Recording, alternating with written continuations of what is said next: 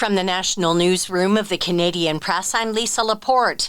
Defense Minister Bill Blair is calling the actions of protesters in Montreal yesterday unacceptable after metal barriers were thrown into the street and the windows of small businesses were smashed. Police have arrested at least 3 people in connection with the protest that was organized by Divest for Palestine and the convergence of anti-capitalist struggles. Blair condemned the demonstration while speaking today in Halifax. This was nothing like lawful, peaceful protests. This was anarchy. It was an engagement in violence and hatred on display in the city of Montreal. And in particular, I wanted to particularly condemn the anti-Semitic behaviors that we witnessed. Protesters, meantime, are denying claims of anti-Semitism. Divest for Palestine's Benoit Allard says he and several other protesters were injured by police, with at least 4 people needing to go to hospital.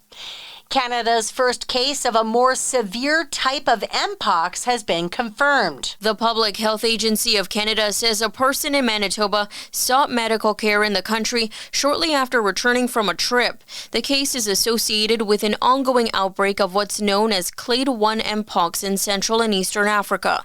Research suggests Clade 1 is generally more transmissible and causes more severe disease than Clade 2, but the agency says the risk to the general population is low. Mpox is a viral infection that's contagious and causes a painful rash that can be accompanied by other symptoms like fever and chills. Brenda Molina Navidad, The Canadian Press. BC Hydro says power is almost fully restored to customers left in the dark by a bomb cyclone that hit the province this week.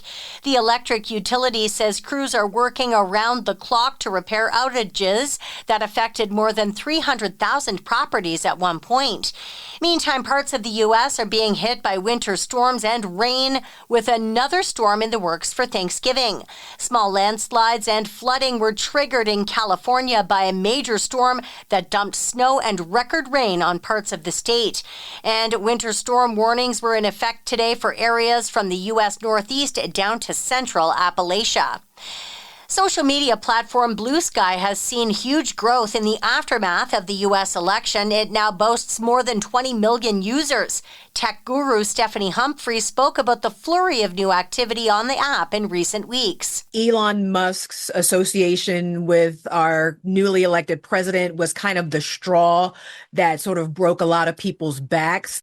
Blue Sky was invented by Twitter in 2019 to give users more control over their data. It's now an independent app. This is the Canadian Press. In sports, Matvei Michkov scored a power play goal in overtime as the Philadelphia Flyers came back from 2 goals behind in the third period to beat the Chicago Blackhawks 3-2 in the NHL.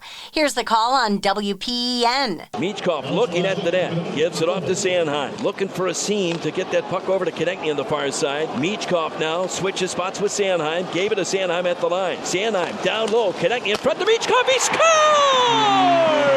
His second overtime goal! And Matvei Michkov is the hero. The magic man Michkov gives the Flyers the 3-2 victory.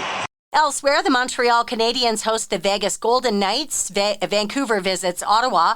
The Jets are in Nashville to take on the Predators, and Edmonton plays host to the New York Rangers. And the Laval Rouge à Tours have won the Vanier Cup, beating the Wilfrid Laurier Golden Hawks 22-17.